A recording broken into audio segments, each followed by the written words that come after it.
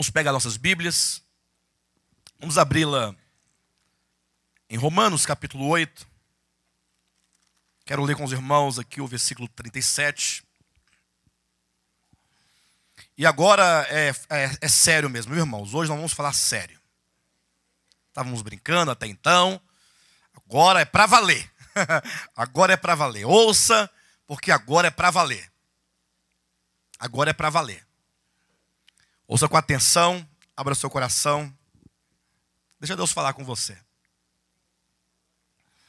Em Romanos capítulo 8, versículo 37, há um texto muito usado no meio do pragmatismo religioso. E muitas vezes esse texto é usado simplesmente para falar que as pessoas podem fazer qualquer coisa, porque Deus está ao seu lado para abençoá-las, no sentido dessa vitória material. Hoje em dia se fala muito em vitória, receba a vitória é sua, tal, Deus vai te honrar, nós somos mais que vencedores. Entretanto, é um texto usado fora do contexto da Escritura para assegurar esse pragmatismo da teologia da prosperidade. Mas esse texto não deixa de ser verdadeiro dentro daquilo que ele diz, dentro do texto de Romanos, capítulo 8, que fala sobre a salvação de Deus. Então veja o que diz aqui em Romanos 8, versículo 37.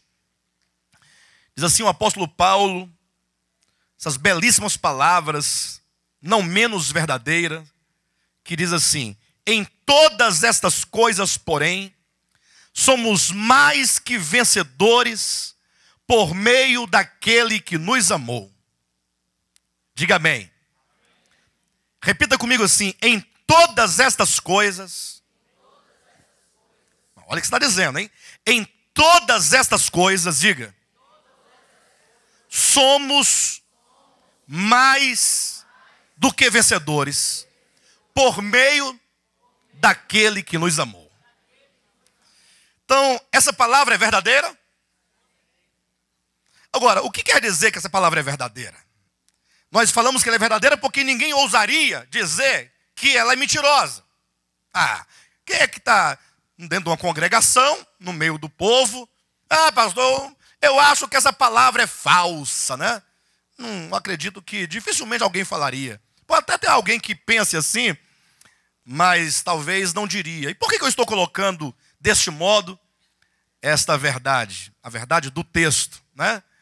É porque, na verdade, nós muitas vezes confessamos muitas coisas da Escritura, julgamos que são coisas verdadeiras, até acreditamos por a nossa fé que temos em Deus, na Escritura, que é verdade, entretanto, não é verdade na nossa experiência. Ou seja, uma coisa é a verdade escrita, inquestionável. Deus disse, então é verdade. Se Deus falou, é verdade. Agora, por que então nós somos derrotados, muitas vezes, na nossa experiência? Olha para a sua experiência por um pouco. Considere. Reflita. Você pode pensar um pouco a sua vida espiritual. Por que que muitas vezes nós vemos cristãos autênticos, verdadeiros filhos de Deus, sinceros, com profundos problemas de pecado, profundos problemas de alma, profundos problemas nos relacionamentos, profundos problemas no casamento, ou seja, uma vida destituída de sentido espiritual, uma vida destituída de vigor espiritual, de poder espiritual. Ora, se a Escritura diz, e portanto Deus afirma, que em todas essas coisas nós somos mais do que vencedores, então está mais do que na hora de nós começarmos a ter essa verdade prática e vivida em nós. Já imaginou? Você andando e dizendo para todos, e todos vendo que é verdade o que você fala: olha, de fato, quando a Escritura diz que nós somos vencedores em todas as coisas, é verdade. Eu tenho vencido, eu tenho provado essas vitórias todas na minha vida. Só você dizer: olha, eu tenho andado num vigor espiritual, e a despeito de toda luta, de toda perseguição, de qualquer problema, de qualquer ordem que possa haver, eu tenho andado forte na presença de Deus. Observa, quando dizem todas essas coisas, os irmãos lerem aqui o contexto geral fala acerca da salvação de Deus. Mas imediatamente aqui fala de algumas coisas. Por exemplo, ele diz, quem nos separará do amor de Cristo? Será a tribulação? É certo que ninguém pode nos separar do amor dele, porque aqui assegura-se que é o amor de Cristo que está conosco. Mas por que quando vem a tribulação, você se esfria? Você fica cansado? Estou desanimado, é muita luta, e eu não consigo ver a vitória na minha vida, e eu estou lutando com minha família, eu tenho esse problema, e eu tenho essa luta, eu tenho essa dificuldade, e aí você abandona, inclusive, a prática do caminho. Não que você abandone a fé, não. Você abandona a prática do caminho. Você fica em casa, triste, angustiado. Fala, não está funcionando. Estou indo para a igreja, mas não está funcionando. Não é? Mas quando Deus diz, em todas essas coisas, seja a tribulação, seja a angústia, seja a perseguição, seja a fome, seja a nudez, seja o perigo, seja a espada, ele diz, em todas estas coisas, seja qual for a tua tribulação, seja qual for a tua luta, o Senhor te garante vitória. E quando diz vitória, não é vitória no sentido de que você venceu o problema. Porque nós pensamos vitória assim, não, eu venci o problema, eu derrotei o problema, eu eliminei o problema, venci. Não, o vencer aqui é, mesmo na perseguição, você desfruta de vigor espiritual e você não é derrotado pela tribulação. Você não é derrotado pela luta. Você não é derrotado pela espada. Podem te matar, mas o seu vigor espiritual não pode ser vencido. Não é vitória no sentido, olha irmão, você vai ter vitória, Deus vai eliminar o problema. Não, o problema vai continuar aí. E se brincar, ele vai se intensificar. Mas é você que não será derrotado. O Senhor nunca prometeu a nós que nós teríamos vida boa. Ele disse, no mundo tereis aflições. Ou ele não disse isso? Ele disse, no mundo tereis aflições, mas façam campanhas para vencê-las, para que Deus envie os anjos e para livrar vocês das tribulações. Foi assim que ele disse? Ele disse, no mundo tereis aflições, mas tende bom ânimo, eu venci. E foi como ele venceu? Ele venceu superando todas as tribulações, porque desde o nascimento até o último dia, antes de ele dizer está consumado, nunca houve trégua para Jesus Cristo. Ou seja, a vitória de Cristo não foi a vitória no sentido de eliminar a dificuldade, mas foi a vitória de ele se manter totalmente vigoroso e totalmente em pé e comprometido e firme no propósito para o qual ele veio, sem ser tocado pelas adversidades. Bem, mas esse aqui é só o título da mensagem, só o texto de base. Na verdade, eu vou desenvolver aqui muita coisa boa. Estava no banco essa semana, estava lá resolvendo um problema de um cartão, e aí apareceu um irmão nosso, daqui, não o via há bastante tempo, e aí eu cumprimentei, ele foi para lá, resolveu, eu estava resolvendo aqui, depois ele veio aqui, pastor, mas deixa eu falar uma coisa aqui, pastor, sério aqui, de verdade, vem cá. Falei, diga, meu irmão, pode falar. Ele falou assim, fala a verdade, é difícil ou não é difícil? Ele disse, o que é difícil? Eu falei assim, é difícil ir para o céu demais. Ir para o céu é muito difícil. Eu falei, é fácil, é morrer. Eu brinquei com ele, lógico, né? Foi uma brincadeira. Mas ele queria dizer que ser salvo é muito difícil. Ele falou assim, olha, lá dentro é uma belezura, pregação, louvando. Agora, quando a gente vem para esse mundão aqui, trabalhar, lutar, que vem as lutas, pastor, não é fácil ser salvo, não é fácil ir para o céu. Eu não tinha muito tempo para explicar muito. Eu falei, irmão, vai o seguinte, olha, vai para casa, vai ouvir as mensagens. Não, mas eu ouço direto. Então presta atenção no que eu estou dizendo nas mensagens, porque você não está entendendo muita coisa. E eu fiquei pensando depois, olha, quantos irmãos nossos aqui estão pensando igual a esse irmão? Aqui dentro hoje, aqui mesmo, quantos não estão pensando, é muito difícil ser salvo. É porque ouviram a mensagem, os limpos de coração, né? E aí eu quero ministrar então, esse somos mais do que vencedores, no plano de uma vida cristã completa. E uma vida cristã completa, preste bem atenção para você entender, para você receber de Deus, e você vai sair daqui hoje com um novo coração, no sentido de uma nova disposição. Quando você pensa na vida cristã num sentido completo, você deve pensar em dois planos, como se fossem duas plataformas. Falaremos a primeira, você vai entender a primeira, e então falaremos a segunda, e você vai entender a segunda. Entenda uma e outra, e a sua vida vai mudar, desde que você certamente aplique o seu coração nas verdades aqui apresentadas.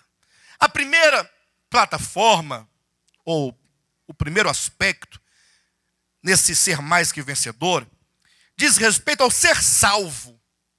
Ao ser salvo. Ora, vamos afirmar o seguinte: a salvação, ela pertence a Deus.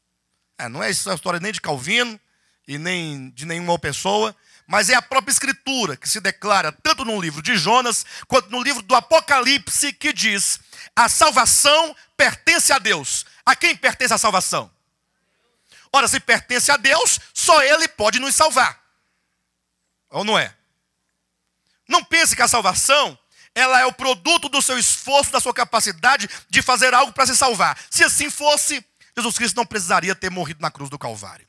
Mas deixe-me apresentar qual é a base, ou em quais bases eu posso afirmar categoricamente que em Cristo Jesus eu tenho já obtido a vitória sobre a condenação eterna. Em outras palavras, eu sou salvo e estou salvo e não corro nenhum perigo de me perder em Cristo Jesus.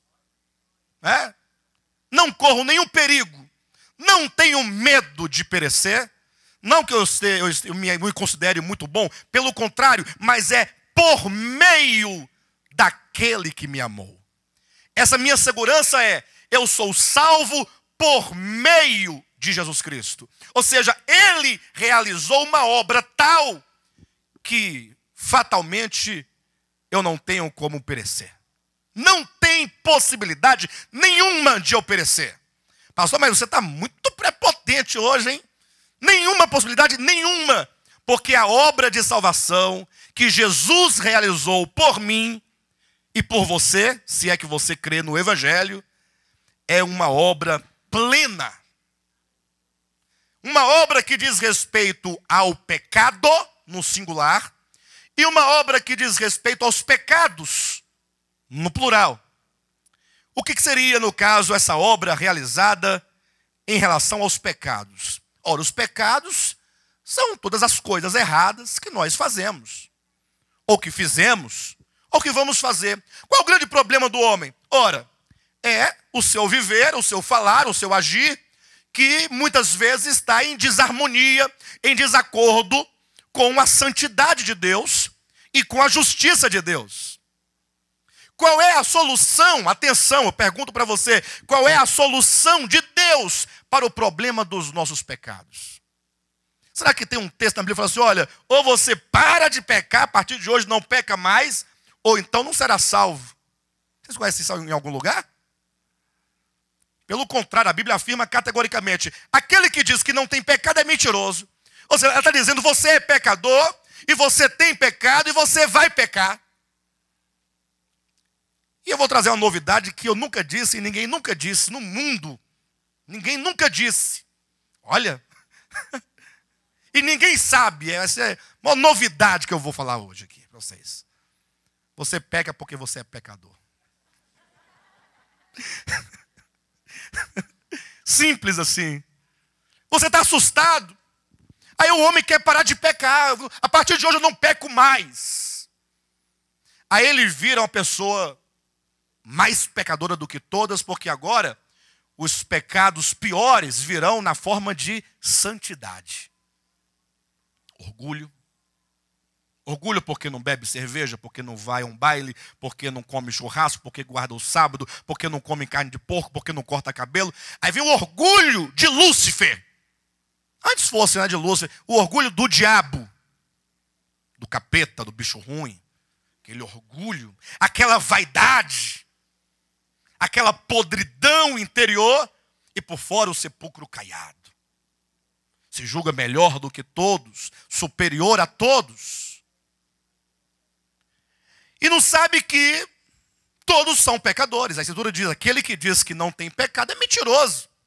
Quem aqui não tem pecado? Deixa eu ver a mão. Todos têm pecado? Todos são pecadores? Todos pecaram ontem? Alguém aqui não pecou ontem? Não pecou nem em palavra, nem em pensamento, nem em atitude, nem em procedimento, nem em sentimento? Alguém aqui não pecou hoje? Alguém que garante que não vai pecar ainda hoje à tarde?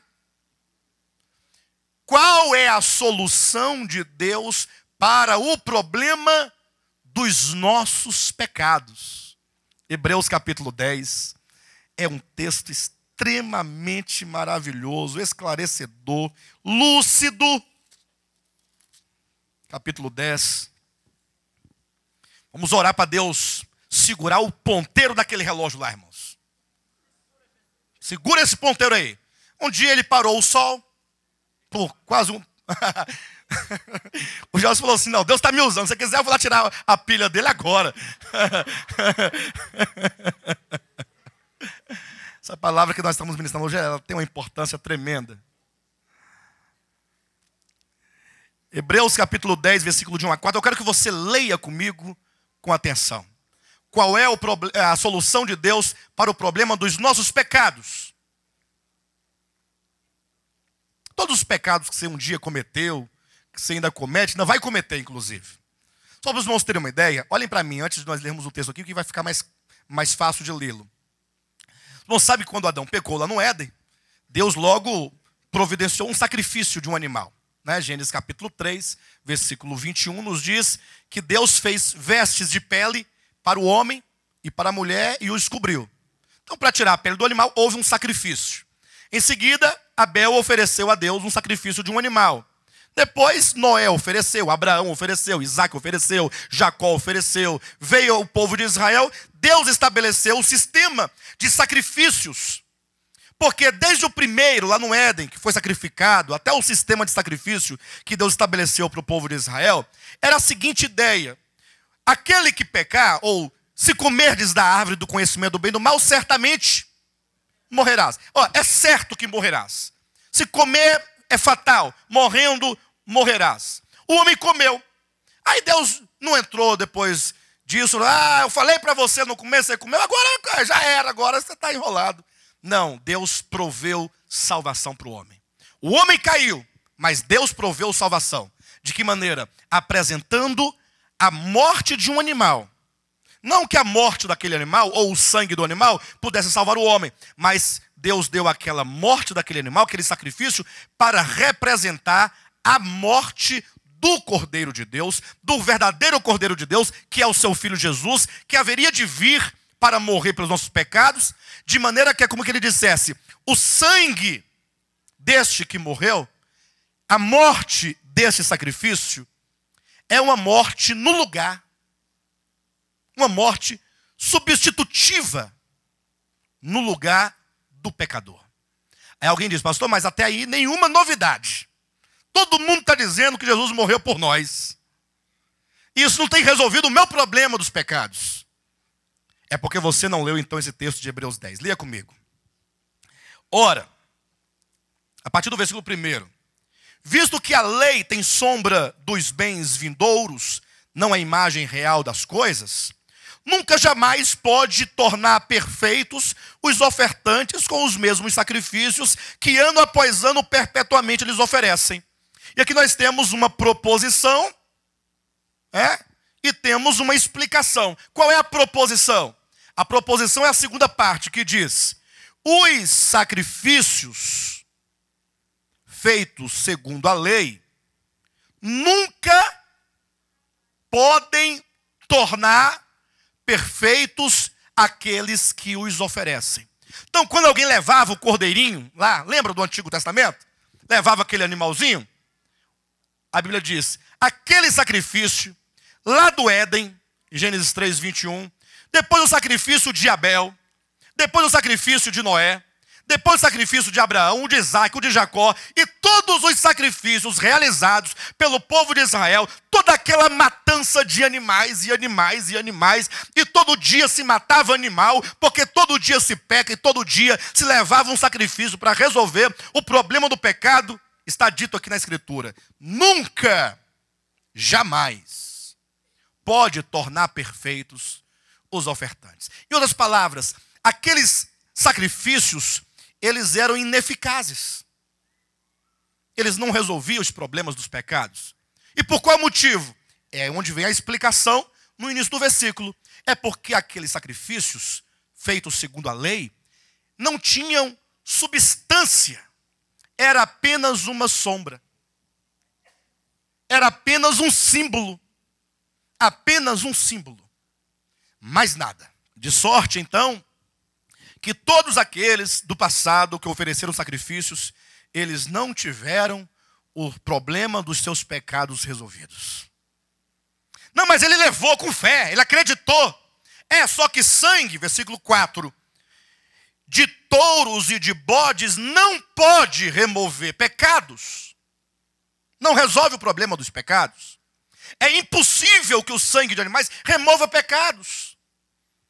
Então por que Deus deu então? Ora, ele deu para servir de sombra, de figura, de símbolo, para que as pessoas pudessem pensar e sentir e perceber e compreender e ter a esperança. Um dia o verdadeiro sacrifício virá. Aí eu pergunto para vocês, olhem para mim. Se o sacrifício dos animais não podiam tornar perfeitos os ofertantes, e quando vier o verdadeiro sacrifício, tornará os que nele creem perfeitos? Sim ou não? Vamos continuar a ler. Versículo 2. Continua a argumentação. Doutra sorte, em outras palavras, se porventura os sacrifícios resolvessem alguma coisa, doutra sorte, não teriam cessado de ser oferecidos, porquanto os que prestam culto, tendo sido purificados uma vez por todas, não mais teriam consciência de pecados? Em outras palavras, a verdade, o fato de que aquele sacrifício não resolvia, é que eles sacrificavam hoje, amanhã tinham que sacrificar de novo. E depois, outra vez. Toda vez que pecasse, tinha que levar um sacrifício. Os animais morriam diariamente lá no tabernáculo ou que fosse no templo. Diariamente. Toda vez que pecasse, outra vez, outro pecado, dá mais um animal aí. É melhor parar de pecar porque os animais estão acabando. Haja animal para tanto pecado. Então vamos acumular um tanto de pecado que leva só um animal. Para poder economizar os animais. Ou seja, é dito, se aqueles sacrifícios resolvessem alguma coisa, eles não teriam cessado de ser oferecidos? Versículo 3. Entretanto, ou melhor, no finalzinho do 2, né? Vamos ler novamente o 2. Doutra sorte não teriam cessado de ser oferecidos, porquanto os que prestam culto, tendo sido purificados uma vez por todas, não mais teriam consciência de pecados? Ou seja, se eles tivessem aqueles sacrifícios, eficácia para resolver o problema dos pecados, duas coisas aconteceriam. Primeiro, eles teriam cessado de ser oferecidos. Ofereceu, resolveu? Se resolveu, não precisa sacrificar novamente. E segundo, uma vez que resolveu, eu não teria mais consciência de pecados. Mas não, versículo 3 diz, entretanto, nesses sacrifícios faz-se recordação de pecados todos os anos. A lembrança do pecado, a memória do pecado, a culpa do pecado não era tirada. Então, aqui fala então da ineficácia dos sacrifícios, de resolver o problema dos pecados. Agora veja comigo o capítulo 7 de Hebreus, versículo 27.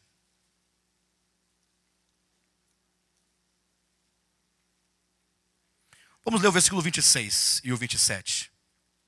Com efeito, nos convinha um sumo sacerdote como este, santo, inculpável, sem mácula, separado dos pecadores e feito mais alto do que os céus, que não tem necessidade como outros, ou melhor, como os sumos sacerdotes, de oferecer todos os dias sacrifícios, primeiro por seus próprios pecados, depois pelos do povo. Porque fez isto uma vez por todas, quando a si mesmo se ofereceu. Quando Cristo se ofereceu, então, na cruz do Calvário, ouça isso, como sacrifício pelo nosso pecado, ali nós tínhamos a verdadeira oferta. Ali nós tínhamos o verdadeiro Cordeiro de Deus. Não mais agora uma sombra, não mais uma figura, não mais um símbolo, mas o próprio sacrifício que Deus nos proporcionou para que, mediante a fé, resolvesse o problema dos nossos pecados. Razão, porque está no versículo 27, que Cristo realizou um sacrifício de uma vez por todas. Um único sacrifício. Repita comigo. Cristo realizou um único e perfeito sacrifício de uma vez por todas. Ou seja, se os sacrifícios dos animais não resolviam o problema dos pecados, o sacrifício de Cristo é perfeito e, portanto, resolveu o problema dos nossos pecados. Você não tem que andar mais culpado, mais cheio de culpa, cheio de condenação, cheio de acusação. Apenas declare: o sangue de Jesus Cristo, o seu Filho, me purifica de todo pecado. Olha o capítulo 8 de Hebreus, veja rapidamente, ou capítulo 9, versículo 28. Diz assim, olha: assim também Cristo, tendo se oferecido uma vez para sempre, para tirar os pecados de muitos, aparecerá a segunda vez sem pecado aos que o aguardam para a salvação. Olha o que diz o Evangelho. Cristo ofereceu-se quantas vezes? Uma vez só? Só uma vez? Por que só uma vez? Por que os animais morriam tantas vezes lá e Cristo morreu uma única vez? Ora, porque ele é o sacrifício perfeito. Ele é aquele que é sem pecado, aquele que se fez carne para morrer por nós em nosso lugar, de modo que Cristo ofereceu-se uma única vez. Aí tem uma frasezinha ali do lado: para sempre. Para fazer o quê, irmãos? Ele ofereceu-se de uma vez para sempre, para quê? Para fazer o quê? Tirar os pecados. Os animais, quando morriam no Antigo Testamento, aquele sangue não podia tirar o pecado, apenas cobria o pecado. É como que guarda, engaveta esse pecado aí, deixa aí para resolver isso depois, outra vez, quando o Cordeiro de Deus vinha. Por enquanto, vai só acumulando, vai só guardando. Mas quando Cristo veio, João Batista profeticamente declarou: eis o Cordeiro de Deus que tira o pecado do mundo. E agora é dito que ele ofereceu-se de uma vez por todas para tirar o pecado de muitos. Ou tirar os pecados, está no plural, de muitos. Agora diga comigo assim: Jesus tirou os meus pecados. Atos capítulo 3, versículo 19. É dito: arrependei-vos para sede cancelados os vossos pecados. Diga: os meus pecados foram cancelados. O problema dos pecados já está resolvido de uma vez por todas. Inclusive, você nem precisa dizer: ah, Senhor, me perdoa, Senhor, me perdoa. Ele já te perdoou. Basta que você confesse os seus pecados. Senhor, estou na tua presença e eu confesso diante de ti que hoje eu errei. Confesso, menti. Confesso, Senhor, enganei, enrolei, trapaceei. confesso que esta atitude não está de acordo com a tua justiça. Quando você confessa, você sentirá o vigor e a presença real do perdão que já foi dado de uma vez por todas. É nesse momento, então, e é por essa razão que é dito que aqueles que no Antigo Testamento ofereciam sacrifícios, eles não eram perfeitos ou não eram aperfeiçoados. Hoje nós estamos o quê? Aperfeiçoados mediante o perfeito sacrifício de Cristo. Mas aí tem um outro problema, uma outra situação. É que se os pecados estão perdoados, porque ele já nos perdoou de todos os pecados, porque o seu sacrifício é perfeito, há o problema do pecado. Qual que é a diferença? Os pecados é o que nós realizamos. O pecado é essa naturezinha que está aí dentro, natureza de escorpião, de serpente, essa natureza maligna, perversa, má, de vingança, de traição, de inveja, de impureza, de perseguição, de maldade, de xingamentos, essa ira incontrolável que você falta voar no pescoço do outro, essa vontade de fazer uma macumba para o outro. Só não faz porque tem medo do feitiço virar contra o feiticeiro. Mas que eu tinha vontade, tinha. De destruir a vida dessa pessoa. Porque eu odeio. É o problema dessa natureza. Com a qual lutamos diariamente. Diariamente. Diariamente. E talvez seja essa a razão porque o irmão lá disse, é muito difícil. E se os pecados estão perdoados, e com respeito a essa naturezinha aí dentro, será que Deus tem uma solução para ela? Hã? Romanos capítulo 4. Ou melhor, capítulo 8, versículo 4. Quero ler o versículo 3 e o 4. Qual é a solução de Deus, hein? É por isso que a Bíblia diz que o justo viverá pela fé. E eu quero que você saia daqui hoje pela fé. Pare de olhar para você mesmo. Pare de olhar para as suas dificuldades. E comece a olhar para Cristo. E confessar o seu nome. Confessar o seu nome.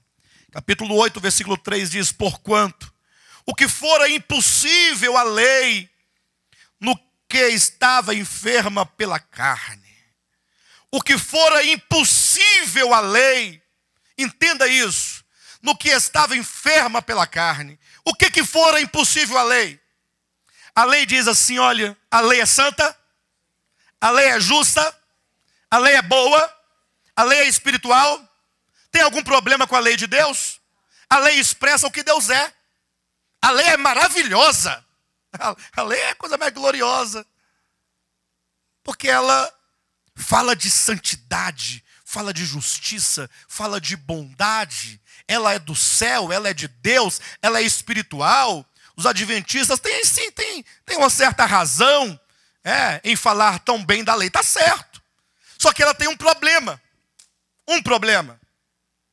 É que ela chega diante de você e diz assim, olha, não matarás. Você está me ouvindo? Se você matar, você vai queimar nas labaredas, digamos. Você vai para o inferno, você vai se queimar, você vai perder, você vai se condenar. A lei diz para você, olha, não levantarás falso testemunho. Vocês estão claros do que a lei está dizendo? Estão claros ou não? Só que agora ela fica falando, faça isso, faça aquilo outro. Não faça isso, não faça aquilo outro. A lei tinha duas tábuas. Uma que dizia, faça, faça, faça, faça. Outra dizia, não faça, não faça, não faça, não faça. Só que a lei, de tanto ela tentar e o homem não obedecer, que o homem deve falar assim, eu vou tentar. E aí de repente ele se vê fazendo tudo o contrário do que ela disse. E você já tentou muitas vezes, você tem provado isso. A lei estava com febre. e estava enferma e estava fraca diante do homem, incapaz de mudar a natureza do homem. Porque ela só pode, no máximo, informar ao homem o que é bom que faça. Mas ela não pode mudar a natureza do homem. Por isso diz o texto: porquanto o que fora impossível à lei, ou seja, a lei foi impossível a ela mudar o homem. Foi impossível a ela tornar o homem santo, tornar o homem justo, tornar o homem bom. Se bem que ela tentou, ela dizia: oh, se você não fizer, ela até ameaçava. É o ministério da morte. Entretanto, o que fora impossível à lei, no que estava enferma pela carne, isso fez Deus. Diga, isso fez Deus. A lei conseguiu? A lei conseguiu mudar o coração do homem? Então aquilo que a lei não fez, Deus mandou que nós fizéssemos. Aquilo que for impossível à lei, é possível aos evangélicos, aos puritanos. Não? Aos pentecostais, neopentecostais, carismáticos. Não? O que for impossível à lei, isso fez Deus. Deus fez. Diga, Deus fez. O que a lei não fez, Deus fez. Deus fez? Deus fez? Diga, Deus fez. Diga, Deus fez. Diga, Deus fez. Creia nisso. Deus fez.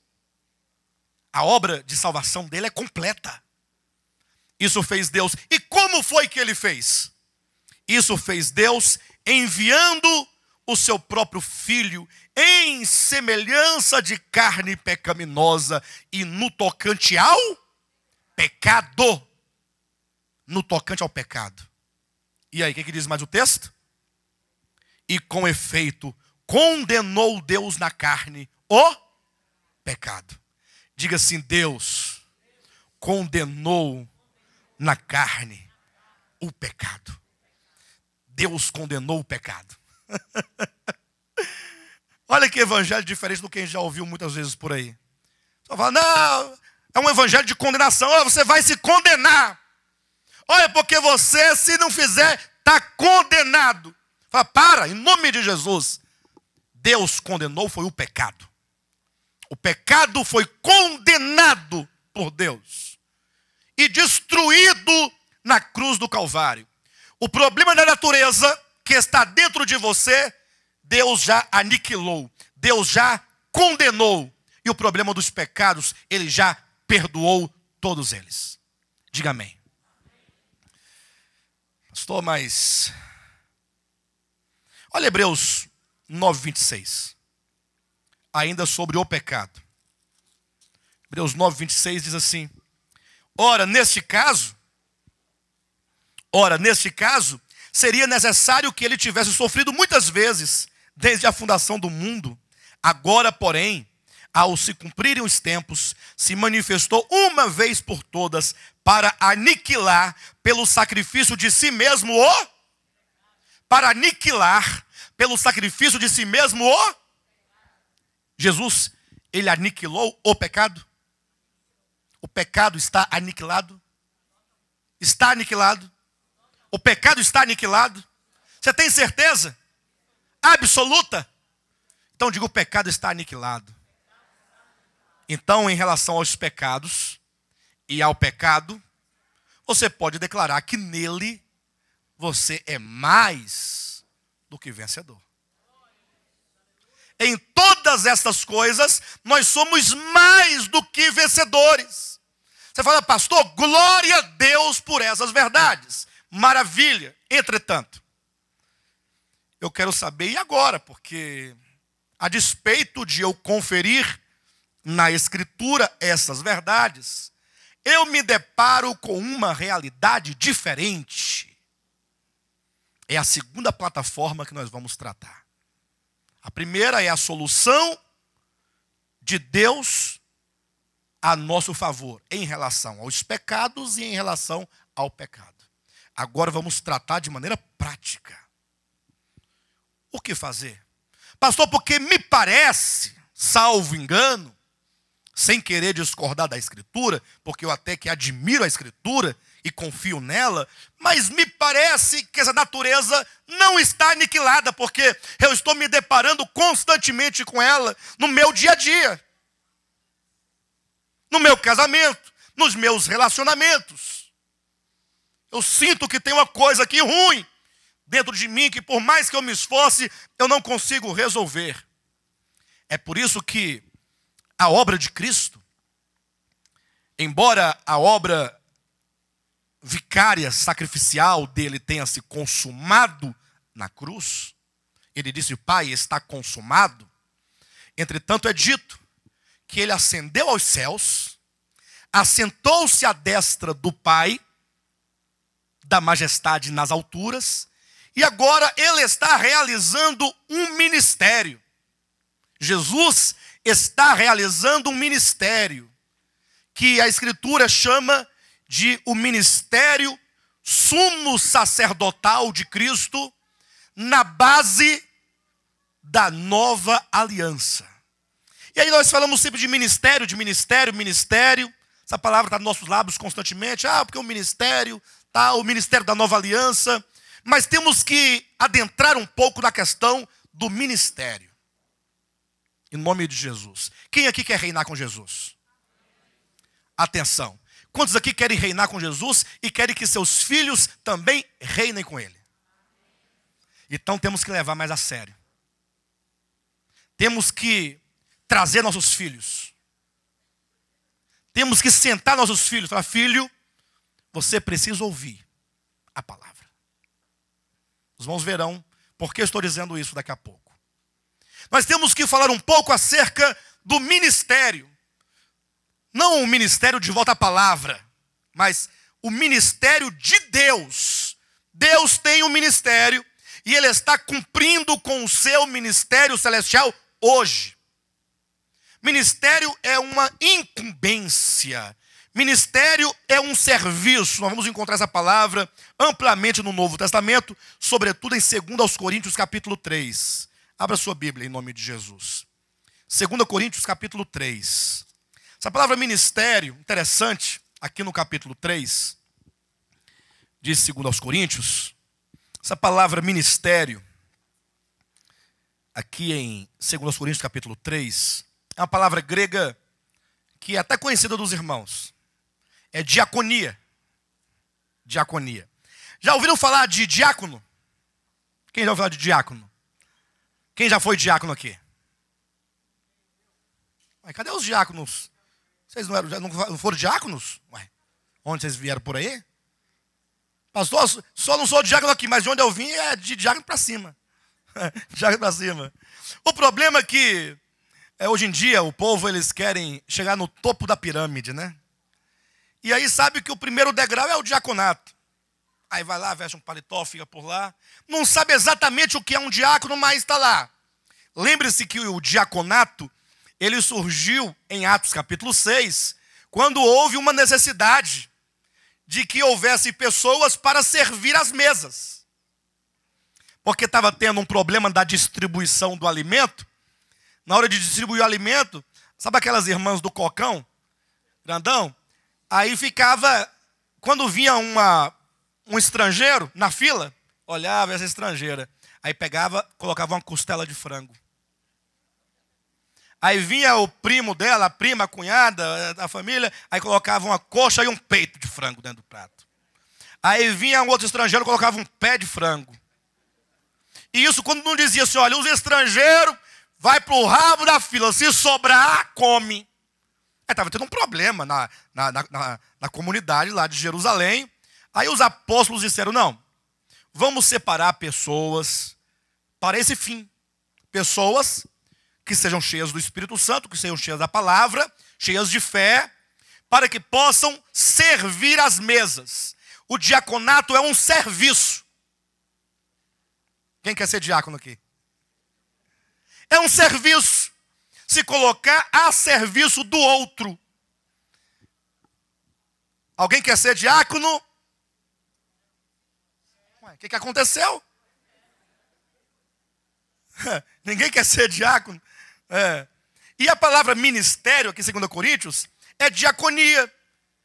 Ou seja, ministério, aqui nesse texto, nós vamos ler aqui o texto daqui a pouco, significa serviço. Ou seja, existe um serviço sendo feito hoje. Você tem provado esse serviço? Alguém tem te servido? Alguém tem servido a você? Primeiro, vamos entender que o grande e maior servo dessa diaconia é o próprio Senhor Jesus. Ele, como sumo sacerdote, está nos servindo. Agora, há outros servos, há outros diáconos, no sentido próprio da palavra, que estão trabalhando também por você. Você tem sido servido? Eu pergunto para vocês. Olhem para mim. Responda-me, por gentileza. Você tem sido servido? A distribuição diária está de acordo? E que serviço é esse? E o que esse serviço visa? Qual o objetivo? Como ele acontece? Eu quero provar isso. O ministério de Deus, na verdade, é um serviço, é uma diaconia com vistas a te fazer, na prática, o vencedor. É pegar o texto de Romanos, capítulo 8, 37, em que diz, em Cristo somos mais que vencedores, e torná-lo na prática um vencedor. Esse ministério, essa diaconia, esse serviço visa fazer de você, numa maneira de aplicar em você tudo aquilo, todas as garantias do Evangelho. De maneira que você pode até acreditar nessas verdades. O que mais tem hoje em dia é cristão que veio a crer na salvação de Deus eterna. Tem muita gente, Deus está despertando o povo, salvação pela graça, os pecados estão perdoados, o pecado está aniquilado, perfeito. Só que eles falham na questão do ministério.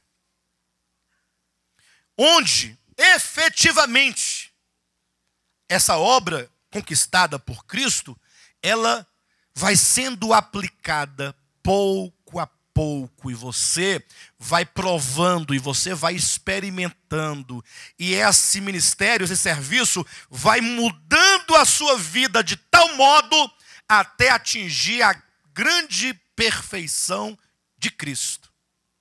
Então você não tem que ficar desesperado. Pastor, calma. Você apenas precisa se colocar diante do serviço de Deus e permanecer na base do ministério de Deus, que as coisas vão acontecer naturalmente. Você não pode negligenciar. E aqui esse capítulo 3 de 2 Coríntios é um capítulo extremamente importante que nos ensinará acerca do ministério. E eu separei aqui alguns pontos acerca do ministério que eu quero compartilhar com os irmãos, que é o ministério sumo sacerdotal de Cristo, mediante o ministério apostólico, profético e de mestres, e que acontece na base do ministério da nova aliança. Perfeito? Vamos lá, olha na sua Bíblia, capítulo 3, vamos ler aqui do versículo 1 até o versículo 3, que diz assim: começamos porventura outra vez a recomendar-nos a nós mesmos? Ou temos necessidade, como alguns, de cartas de recomendação para vós outros ou de vós? Agora imagine, aqui é o apóstolo Paulo dizendo: será que nós quem? Apóstolos, nós os apóstolos, precisamos outra vez de nos recomendar a vocês? É preciso uma recomendação? Ou será que nós vamos precisar que vocês escrevam uma carta nos recomendando? Ou que teremos que trazer uma carta para vocês dizendo quem nós somos? Vocês já viram que às vezes a pessoa sai de um ministério, vai para o outro, uma denominação. Cadê a sua carta? Aí tem que ir lá no pastor, fala: pastor, você me recomenda? Aí, pastor, recomendo o fulano que é santo, não peca, não faz nada de errado, ele é certinho, ele dá o dízimo, pode receber que a gente é boa. E o pior é que isso se tornou uma arma contra os irmãos. Aí a pessoa: pastor, eu não estou mais me dando certo nesse ministério, estou querendo sair, vou para outro ministério. Assim, não dou a carta. Mas pastor, é porque o outro lá só vai me receber se eu levar a carta. Não dou a carta. Você está debaixo de maldição. Aí sai o irmão triste. E agora? Se eu chegar lá sem carta, eu não estou recomendado. Mas a Escritura está perguntando se porventura nós precisamos outra vez de cartas de recomendação. De vós ou para vós outros.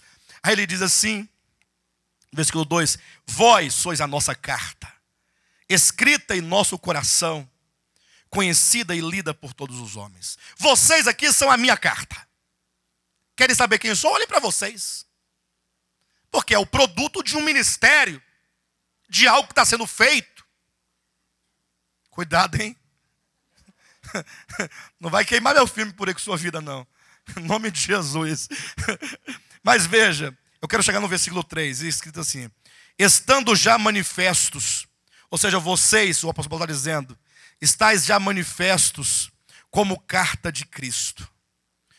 Cada um aqui, carta de Cristo. Imagina você uma carta, você é a carta. Carta de Cristo. As pessoas devem ler Cristo em você. Lê em você os ricos atributos de Cristo. Estando já manifestos como carta de Cristo, produzida pelo nosso ministério, escrito não com tinta, mas pelo Espírito do Deus vivente, não em tábuas de pedra, mas em tábuas de carne, isto é, nos corações. Ou seja, o que é o ministério? É um escrever, é um escrever e um inscrever constantemente nos corações. Deus está inscrevendo Cristo nos corações. Cristo está sendo inscrito em vocês, em mim, em cada um de nós.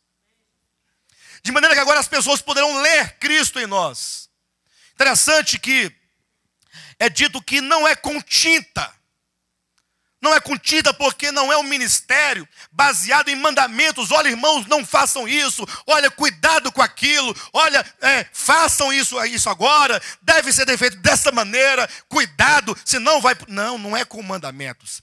Não é com tinta em papel colocado, regras, mandamentos, manuais. Mas não.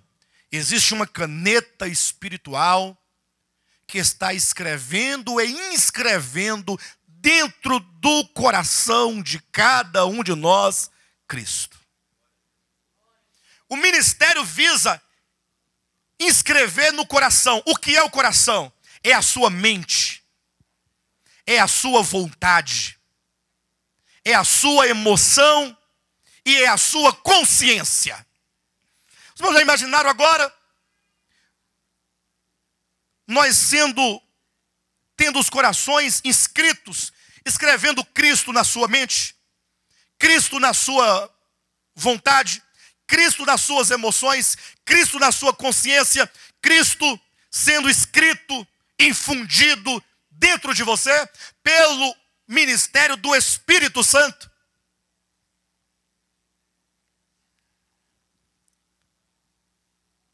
Esse ministério tem um alvo, e este alvo é o nosso coração. Não é outra coisa. Quando estiverem no ministério de Volta à Palavra, saibam que esse ministério de Volta à Palavra, ele funciona e existe na base do ministério sumo sacerdotal de Cristo, mediante o Espírito do Deus vivente, mediante os homens dons, mediante o ministério da palavra, que visa escrever e inscrever em cada coração a própria pessoa de Cristo. Esse é o nosso alvo. O alvo é o coração, é a mente, é a vontade, são as emoções. E aqui no versículo 3 é dito que, estando já manifestos como carta de Cristo, produzida pelo nosso ministério.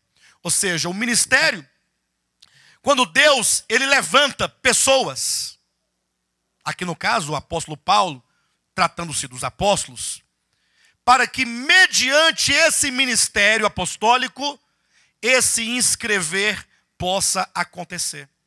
Pastor, agora eu não estou entendendo bem. Não é com tinta pelo Espírito do Deus vivente, mas é mediante o nosso ministério, diz o apóstolo Paulo. Ou seja, isso passa pelo ministério apostólico, ou pelo ministério profético, ou pelo ministério de mestres. Ou seja, esse inscrever, ele passa por muitos diáconos, por muitos servos. Deus está inscrevendo, a igreja está sendo servida, e esse servir é o servir da palavra. Isso porque quando nós olhamos, por exemplo, aqui em Efésios capítulo 5, versículo 26, nos é dito que nós somos lavados pela palavra. E aqui está o ponto. Se você quiser experimentar na prática as garantias da obra de Cristo, sentir-se, perceber-se de fato ser um vencedor sobre todas as coisas, não basta você falar eu acredito. Você precisa se expor. Efésios capítulo 5. Dê uma olhadinha.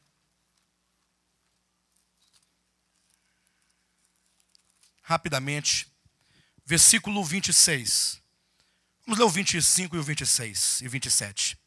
Maridos, amai vossa mulher, como também Cristo amou a igreja, e a si mesmo se entregou por ela, para que a santificasse, tendo-a purificado por meio da lavagem de água pela palavra, para a apresentar a si mesmo igreja gloriosa, sem mácula, nem ruga, nem coisa semelhante, porém santa e sem defeito.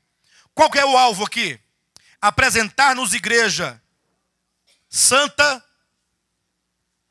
gloriosa, sem mácula, nem ruga, nem coisa semelhante.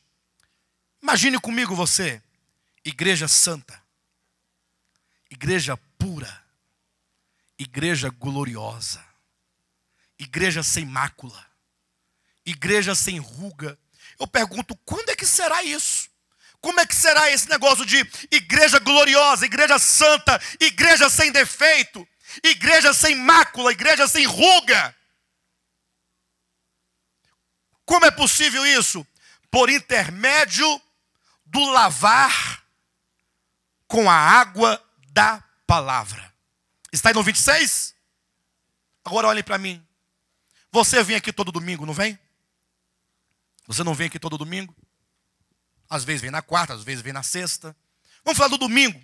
Você que está em casa, está me assistindo pela internet, está aí todo domingo, olhando.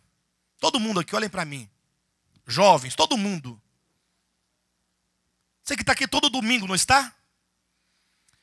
Eu pergunto, mas e qual é a sua atitude diante da ministração da palavra? Porque nesse momento, o sumo sacerdote, ele está ministrando ao meu coração. E ele está ministrando ao seu coração. Neste momento, o Espírito do Deus vivo, ele está inscrevendo no coração Cristo. Mas qual é a sua atitude diante da palavra? Você estar aí dizendo, Senhor, lava-me com esta água da palavra? Ou você está pensando no que vai fazer hoje à tarde? Ou você está pensando nas suas dívidas? Ou está pensando na vida alheia, olhando para o irmão que está do lado? Aí cutuca o outro. Aí você viu, ele meteu o dedo no nariz, você viu? Olha lá para você ver. Olha ele metendo o dedo no nariz, incomodando o outro, e o outro, cadê? Daqui a pouco o outro dormindo. Olha lá. Aí você levanta 30 vezes para beber água. Que sede é essa? Você comeu cachorro? O que você comeu? Que você está com essa sede toda? Vai no banheiro fazer xixi 30 vezes. É uma maneira de você sair desse lugar que incomoda. Porque esse lugar não é um lugar que você gostaria de estar. E se você está, você não sabe nem por que você está. A minha mãe me obrigou a vir. Eu estou aqui. Eu não queria vir. Obrigado a vir. Ou então você vem porque todo mundo vai, seus amigos estão tudo aqui. Eu vou ver meus amigos, está todo mundo lá. Vou lá.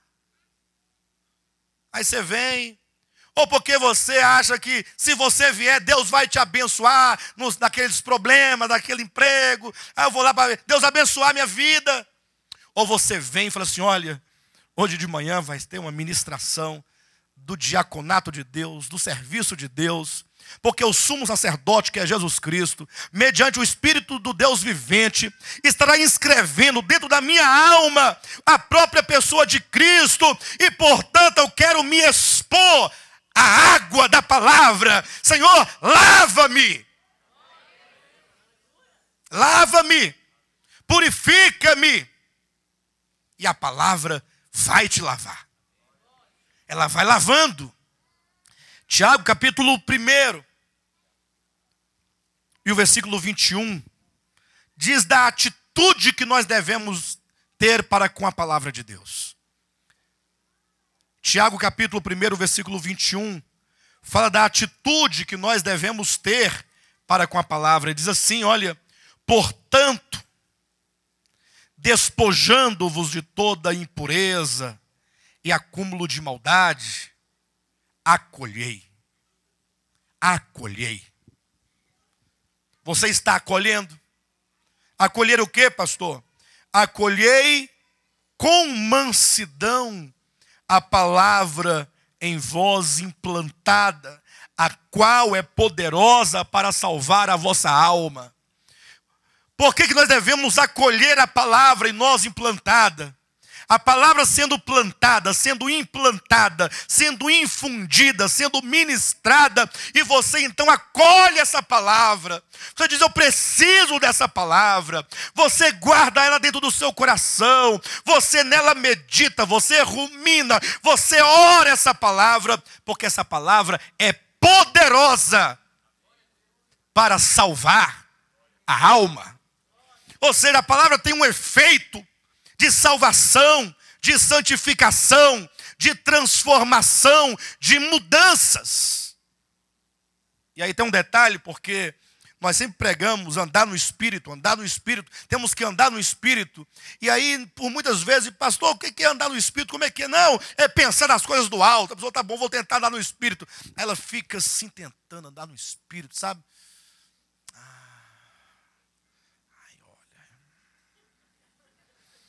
Está no Espírito, aí ele fica lá, daqui a pouco ele olha, sabe, tentativa de estar no Espírito, aí ele fecha, aí vamos cantar um hino, né? Na batalha contra o mal, ser valente, segue em marcha triunfal, ser valente, olha o alvo que é Jesus, que a vitória nos conduz, não deixe isso. Ser valente. Aí ele: estou no Espírito, ser valente.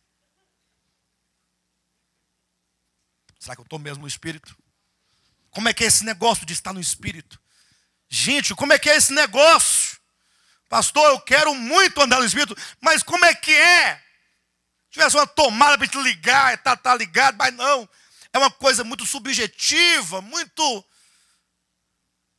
Não tem algo mais prático? Eu pensando nisso, orando, o Senhor mostra, o Senhor revela como é que é esse negócio. Como é que funciona esse negócio? Acolher a palavra. Você quer ficar o dia todinho falando a palavra, igual tem uns irmãos que ficam repetindo a palavra, né, o dia todo, né? Eles pegam, por exemplo, o Salmo 23, né? O Senhor é meu pastor e nada me faltará, e fica: o Senhor, amém, o Senhor. Senhor, Senhor, amém. Não é o homem, é o Senhor, o Senhor. Aí assim eles acham que estão no Espírito, porque eles estão dentro desse processo de, né, o Senhor. O que tem o Senhor? O Senhor é meu pastor, meu pastor. O Senhor é o meu pastor, é o meu pastor. Aleluia, porque o Senhor é o meu pastor. Estou no Espírito, por causa disso. Só que ele não consegue ficar o dia todinho assim, logo ele fala: já estou na carne de novo, deixa eu voltar. O Senhor é meu pastor. É um mantra. É um mantra. Tem que ficar ali repetindo. Para ver se ele desliga da terra. Ele tem que desligar, esquecer aquela pornografia, esquecer aquele pecado, esquecer aquela maldade, esquecer aquela pessoa. Aí ele tem que ficar meditando para ver se ele não se lembra dos pecados aqui da terra, para ver se ele fica no Espírito, mas logo ele lembra de novo. Estou na carne de novo. Como é que é esse negócio? E aí nós estamos aqui diante de um texto de 2 Coríntios, que diz que Cristo, ele não é inscrito em nós de uma só vez, Não é que você se converteu e você agora já está tudo certo, agora é só andar no Espírito, está tudo certo, está tudo resolvido. Não é assim. Porque Cristo, Ele é inscrito em nós mediante um ministério que é paulatino, que é aos poucos, de maneira que o versículo 18 diz: e todos nós com o rosto desvendado, contemplando como por espelho a glória do Senhor, somos transformados de glória em glória na sua própria imagem pelo Senhor o Espírito. Ou seja, a transformação, ela se dá de glória em glória, é um processo. É por isso que tem a necessidade de você se expor constantemente à lavagem do coração pela palavra, que você deve acolhê-la constantemente. Por quê? Na medida em que você se expõe, que você tem essa comunhão, esse contato e esse acolhimento, você vai tendo Deus sendo inscrito no seu espírito. E esse escrever Deus parece muito estranho, muito místico, muito subjetivo, mas há um texto de Romanos capítulo 12 que nos ajuda a entender um pouco essa questão. Quando Paulo diz no capítulo 12, versículo 2 de Romanos, ele diz assim, olha, transformai-vos, ele coloca em forma de mandamento, não vos conformeis a este mundo. Ou seja, existe um mundo, e existe uma maneira de viver no mundo, uma maneira de pensar o mundo. Existe uma visão do mundo em cada um de nós. Ele diz, olha, você tem que se transformar. Transformai-vos. Transformai-vos, é uma ordem. Transformai-vos. Mas, Paulo, como é que eu posso me transformar? Como é que eu posso me mudar? E aí ele explica, pela renovação da vossa mente. Na medida em que nós vamos sendo lavados pela palavra, na medida em que você vai acolhendo a palavra, Cristo vai sendo inscrito na sua alma, no seu coração. De que maneira? O Senhor, Ele vai imprimindo uma maneira de ver, de perceber, de sentir dentro de você. Ele vai gerando uma nova maneira de pensar. Ele vai transformando o pensamento. De maneira que quando diz da luta da carne e do espírito, é que você tem duas maneiras de viver. Dois modos. Ou você vive à luz, entre aspas, deste mundo, ou você vive à luz de Deus. Não é que você de repente vai sentir um fogo, ou um vento, um arrepio, você vai tremer, vai dizer, agora eu tenho o poder. Ora, o poder da vida de Deus se manifesta com uma nova consciência de quem Deus é uma nova consciência de quem o homem é. Deus vai te revelando a cada dia, e vai revelando-se a você a cada dia, e vai revelando os homens para você, e você vai adquirindo uma nova maneira de pensar o mundo, e uma nova maneira de perceber o mundo, de maneira que você, como homem, você vai crescendo e se tornando cada vez melhor. O Espírito Santo te eleva a uma humanidade redimida. Uma humanidade elevada, uma humanidade transformada. De maneira que outrora você via uma circunstância, por exemplo, se olhava lá para o homem lá da Indonésia, você falava assim, bem, por falta de aviso não foi, se lascou. Se deu mal, foi traficar na Indonésia, meu irmão, já era. É isso aí, tem que matar mesmo esse desgraçado. Mas aí quando você vai sendo exposto à palavra, e Deus vai inscrevendo Cristo, vai te dando visão espiritual, entendimento espiritual, pelo habitar de Cristo dentro de você, logo você agora olha a mesma cena, e você agora, estando no Espírito, ou seja, iluminado por Deus, nessa nova maneira de pensar, porque a sua mente é renovada pela palavra, pelo Evangelho, você agora olha para a mesma pessoa, na mesma situação, e você vai sentir misericórdia. Misericórdia. Não que agora, fala, não, está tudo bem. Não, não é que está tudo bem. É que você vai sentir pena. Vai sentir dor no seu coração por aquela criatura está naquela condição. E você então vai orar por ele. Eu falar: Deus, tenha misericórdia dessa criatura. E se o Senhor não puder livrá-lo da morte, livra a alma. Porque agora o seu olhar não é mais o olhar de um homem caído, é o olhar do novo homem. Porque você se reveste agora desse novo homem. Revestir-se do novo homem é revestir-se do mesmo pensamento do novo homem, do mesmo sentimento do novo homem. Não é sem razão que o apóstolo Paulo diz: tendes em vós o mesmo sentimento. Pastor, mas como é que eu vou ter o mesmo sentimento de Cristo? É porque Cristo vai ser inscrito em você. De que maneira? Você vai ouvir a palavra, vai acolher a palavra, vai se expor à palavra, vai meditar na palavra, vai orar a palavra. E aí Deus vai constituindo uma nova consciência a cada dia, de glória em glória. Uma nova alma, uma nova maneira de pensar. De modo que em alguns momentos você vai se ver entre uma coisa e outra. Assim, poxa, eu tenho duas visões de mundo. Eventualmente eu posso estar numa visão de mundo totalmente perversa, segundo a natureza caída. Mas também eu tenho, porque Deus me deu uma nova consciência de Cristo. A mente de Cristo, como diz Paulo, vós tendes a mente de Cristo. Uma nova maneira de pensar. E você então deverá escolher andar segundo uma visão ou outra, segundo um sentir ou outro, e isso é andar no espírito ou na carne. Será feito a partir de uma decisão, não de uma deixa eu ver se eu estou no espírito. Não é um êxtase, não. É uma decisão. Quando Paulo diz andai no espírito, ele está dizendo: Cristo tem sido inscrito dentro de você. Mas também Adão está inscrito dentro de você. Por qual caminho, visão, consciência você escolhe proceder?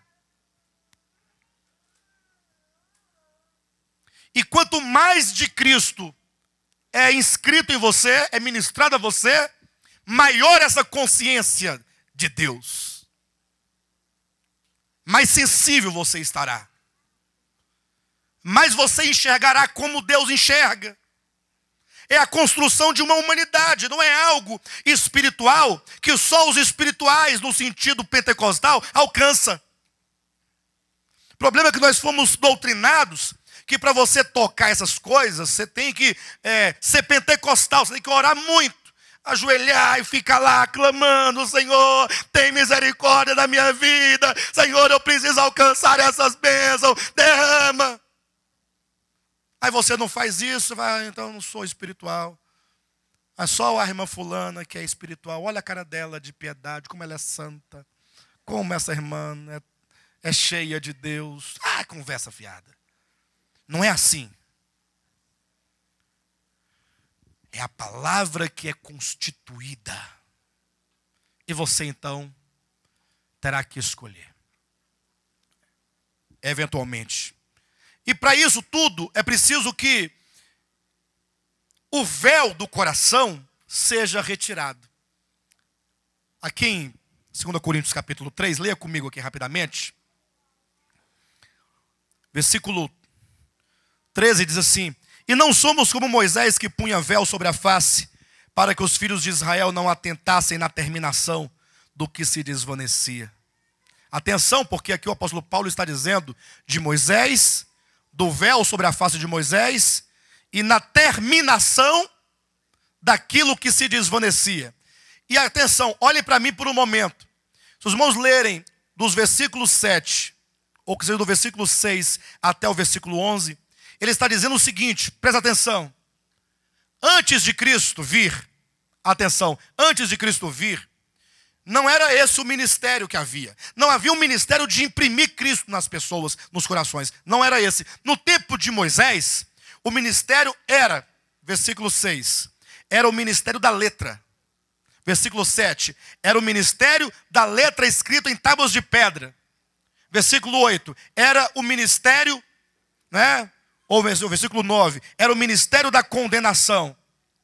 Era o ministério da morte, versículo 7. Ou seja, escreveu a lei e dizia: se você cumprir, tudo bem, mas se não cumprir, morte, condenação. Então a primeira coisa para você começar a experimentar essa mudança, primeira coisa, é você ter a consciência: o ministério da lei acabou. O ministério da lei passou. Não vivo mais por regras de fazer ou não fazer, poder e não poder, tocar e não tocar, comer e não comer. Começa a eliminar isso da sua vida. Tira o véu do seu coração. Aí, pastor, que véu é esse? É porque Moisés, como era o grande ministro da aliança da lei, quando ele recebeu a lei, o que aconteceu? O seu rosto ficou cheio de luz, de glória. Aí ele desceu todo cheio, né? Imagina só, né? Você estava, Moisés, eu estava lá com Deus, lá batendo um papo com ele lá, vim trazer a mensagem dele, a lei, os mandamentos. Podem ver meu rosto. O povo, meu Deus do céu, chega, está ardendo minhas vistas. Ai, Moisés, o que é isso, Moisés? Não, isso aqui é porque eu estava face a face com ele. Vocês perceberem que eu... Aí Moisés está lá, daqui a pouquinho a mulher de Moisés diz: Moisés, vem cá, o teu rosto está apagando, está acabando a luz. Está mesmo. Deixa eu olhar, mulher. Quando olhou no espelho, estava fraquinho. Sabe quando a energia vai acabando, está só aquele fiapinho? Aí ele falou assim: meu Deus do céu. Aí ele correu no monte de novo, foi lá, conversou com Deus. Quando voltou, estava aquele brilhão. Ei. Aí, tá vendo aí, ó? Olha só que brilho maravilhoso. Passou um pouquinho e a mulher: Moisés, está apagando, Moisés. O povo vai ver que está apagando e você vai perder a credibilidade, Moisés. Aí Moisés pensou, teve uma ideia. Pessoal, como vocês não podem resistir o brilho do meu rosto, eu vou ajudá-los. Vou colocar um véu sobre meu rosto para não ofuscar os vossos olhos. Aí o povo, graças a Deus, não aguentava mais olhar para a tua cara. Olhava, queimava as vistas. Só que Moisés, lá no fundo, colocou o véu para impedir que os filhos de Israel percebessem que a glória estava acabando. Nós temos aqui duas revelações. A primeira, a glória apagava como um sinal que aquele ministério da lei também apagava. Um dia ia desaparecer.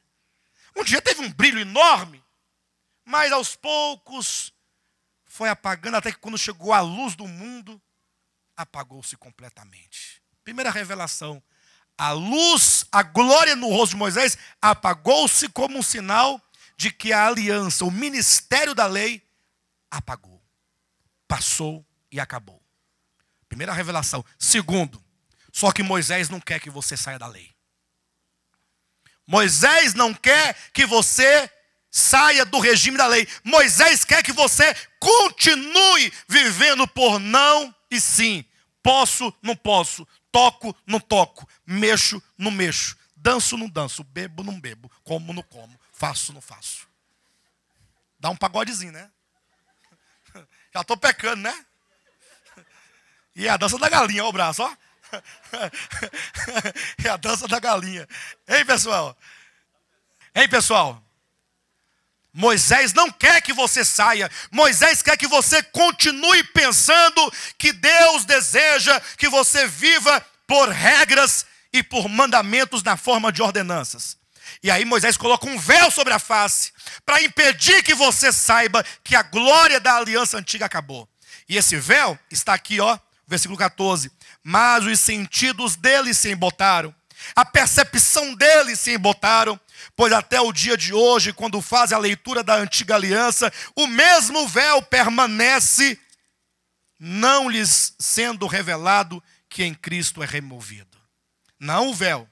O véu permanece no coração, impedindo que eles percebam que a antiga aliança em Cristo, ela é removida, ela é tirada. Esse véu no coração significa falta de entendimento e de percepção de que hoje não vivemos mais pela lei. Talvez no seu coração tenha um véu. Talvez você não entende ainda. Talvez, pastor, mas era melhor quando a nossa igreja vivia pelas regras. Era melhor, pastor. É porque o véu está aí. E você então precisa converter-se a Cristo. E entender. Tira esse véu do coração. Deixa o seu coração contemplar a Cristo e você vai saber que agora é a nova aliança. E essa nova aliança não quer dizer que você agora, então, faz o que você quiser. Não, é que a nova aliança é um novo serviço. Ao invés de Deus te dar mandamentos de fazer e não fazer, não, eu vou inscrever na sua alma o meu caráter. Eu vou inscrever os meus atributos dentro da sua alma. Eu vou entrar dentro nos lugares mais remotos da sua vida e vou modificar as intenções, as vontades. Eu vou te dar uma nova maneira de ser. Vou te dar uma nova consciência. Vou abrir os teus olhos. Eu vou renovar a tua mente. Você agora não vai pensar mais com a mente de Adão, mas você terá a mente de Cristo. Vai pensar como Cristo. Novos sentimentos. É o sentimento de Cristo. Porque Cristo está sendo inscrito. É uma nova humanidade. E aí você e eu, cada um de nós, temos que tomar alguns procedimentos. Estou encerrando. Primeiro, corrigir a sua visão acerca do ministério de Deus. Primeira coisa, esquece o ministério da lei. Pelo amor de Deus, não dá certo. Até porque se desse certo, por que vir a nova aliança? Se a antiga está funcionando, por que colocar uma nova? A nova veio porque a primeira, a velha, não funcionou. Então, corrigir a visão. Segundo, esse aqui é fatal. Olhem para mim. É preciso que você sofra um profundo arrependimento do seu trato para com a palavra. Mudar a atitude. Comece a acolher a palavra. Comece a despertar seu espírito. A partir de hoje, eu quero me expor à palavra. Eu quero me colocar para que a palavra me lave. E a minha mente, a minha alma, sendo alcançados pela palavra, eu quero acolher a palavra de Deus. Arrependimento é você sofrer, de fato, uma mudança de atitude em relação à palavra. Talvez você tenha desprezado a palavra, esteja desprezando a palavra. Talvez chegou num estado ou num estágio da sua vida que você está tão acostumado com tanta coisa que você senta aí e fica aí. Está mais lá do que aqui. Esse pastor não para de falar nunca, já são 15 para o meio-dia. E não para de falar. Renove a sua mente. Renove, mude isso. Não é? E começa então a renovar a sua mente a cada dia à luz da palavra. Você não tem ouvido a palavra? Quem ouviu os limpos de coração aqui? Os limpos de coração verão a Deus. Palavra forte, não? Então comece agora a andar com a mente renovada. E o mais importante, não entristeçais o Espírito de Deus. Não apagueis o Espírito de Deus. Em que sentido? No sentido que essa vida que você vai levando, de qualquer maneira, sem atentar para o ministério, sem atentar para a palavra, sem atentar, você acabou desprezando a presença de Deus. Você está aí apagado, seu espírito está apagado, tudo apagado. Renove. Faça como Davi, diga: Senhor, que tu possas restaurar em mim a alegria da tua salvação. Basta você invocar o nome do Senhor, pedir: Senhor, renova meu espírito, renova, me aquece de novo, para que eu possa continuar da maneira adequada, para a glória do teu nome. Amém, queridos? Glória a Deus.